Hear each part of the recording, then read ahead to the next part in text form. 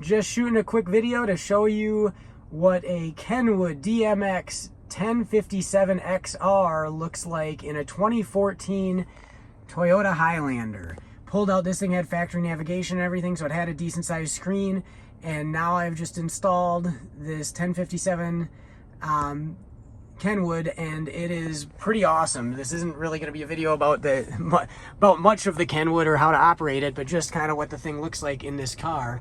It works out nice. It sort of blocks the clock just a tiny bit on the top, but that's pretty much been replaced on the screen. I've got it set down in a fairly low position, so it doesn't block any of the heater controls or anything like that.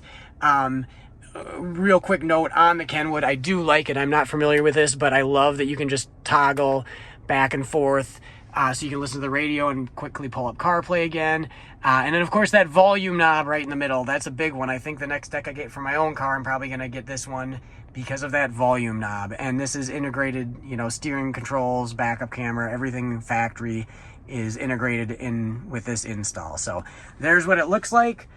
The Kenwood DMX1057XR in a 2014 Toyota Highlander.